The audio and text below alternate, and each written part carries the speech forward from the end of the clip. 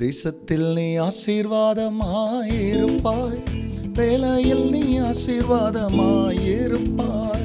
தேசத்தில் நீ ஆசீர்வாதமாயிருப்பாய், வேலையில் நீ ஆசீர்வாதமாயிருப்பாய். உன் வீட்டில் ஆகார குறைவில்லையே, தேவைகள் ஒன்றும் தடையில்லையே. உன் வீட்டில் ஆகார குறைவில்லையே, தேவைகள் ஒன்றும் தடையில்லையே. எந்தன் தேவனால் நிச்சயம் நீ ஆசீர்வாதம் பெற்றுக்கொள்ளுவாய். உந்தன் வசனம் கை கொள்ளுவேன் நான், உந்தன் வழிகளில் நாம் நடந்திடுவேன். கர்த்தருடைய பரிசுத்த நாமத்திற்கு மகிமை உண்டாவதாக. ஆண்டவராக இயேசு கிறிஸ்துவனுடைய இடையினையற்ற நாமத்தில் வாழ்த்துக்கள். கிருபையும் சமாதானமும் உங்களுக்கு பெருகுவதாக. இந்த நாளிலும் தேவனாகிய கர்த்தர் நமக்காய் கொடுக்கின்றவருடைய வாக்குத்தத்தமானது உபாகம புஸ்தகத்தில் 26ஆம் அதிகாரத்தில் 19ஆம் வசனம்.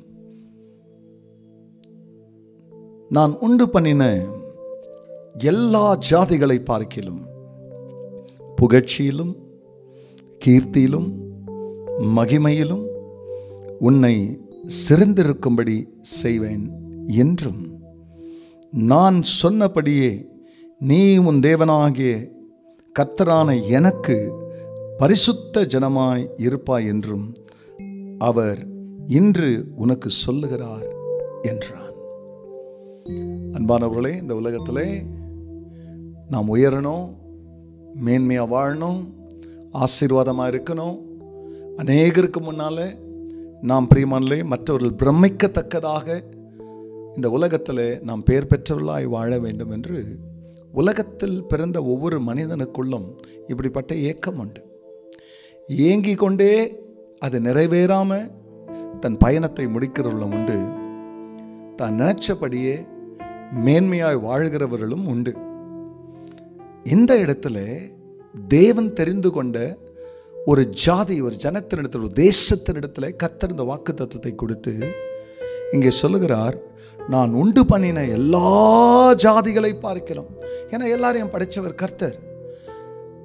நான் தெரிஞ்சுக்கிறேன் நீங்க எப்படி இருப்பீங்கன்றதை கர்த்தர் சொல்லும் பொழுது, புகழ்ச்சியிலும் கீர்த்தியிலும் மகிமையிலும் உன்னை சிறந்திருக்கும்படி செய்வேன் என்று கர்த்தர் இந்த இடத்துல சொல்லி, அது மட்டும் இல்லை, நீ உன் தேவனாகிய கர்த்தருக்கு பரிசுத்த ஜனம் என்றார்.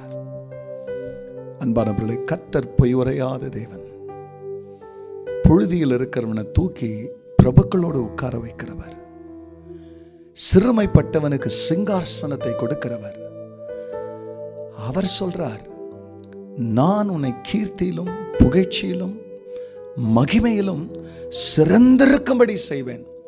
எந்த இடத்துலலாம் அசிங்கப்பட்டு, எந்த இடத்துலலாம் கீர்த்தி இல்லாமல் மேன்மை இல்லாமல் தலைகுனிந்து நீ நின்றாயோ, தலைகுனிந்து அதே இடத்துல தலையை நிமிரச் செய்கிற தகப்பன் சொல்கிறார், நான் உன்னை கீர்த்தியிலும் புகழ்ச்சியிலும் மகிமையிலும் எப்படி இருக்க செய்வாராம்? சிறந்திருக்கும்படி செய்வாராம்.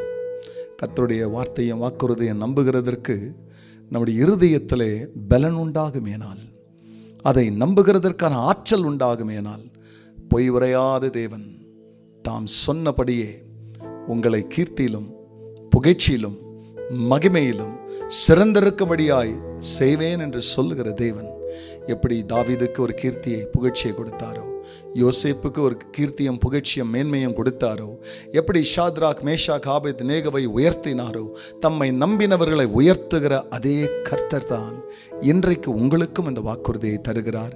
இந்த வாக்கு தத்தத்தின்படி கர்த்தர் உங்களை கீர்த்தியிலும் புகழ்ச்சியிலும் மகிமையிலும் அவர் உண்டு பண்ணின எல்லா ஜாதிகளுக்கு நடுவிலே உங்களை பிரியமானே சிறந்திருக்க செய்வார். நம்பிக்கையோடு கூட கண்களை மூடினவர்களாய் சொன்ன வாக்குறுதி நிறைவேற தெய்வத்தின் முகத்தை நோக்கி பார்ப்போம்.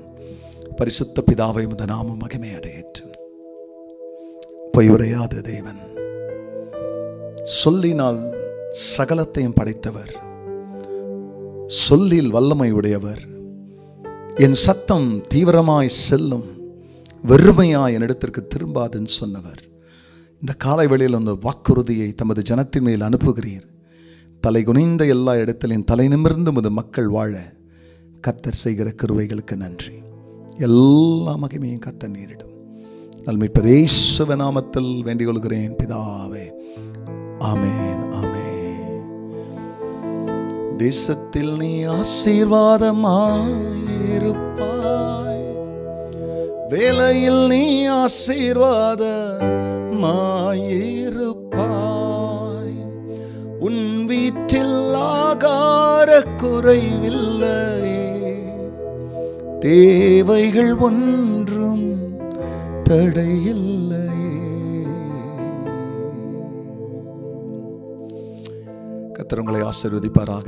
சொன்னபடியே இந்த நாள் உங்களுக்கு அநேக மேன்மை கொண்டு வர நாளாய் அமையட்டும்.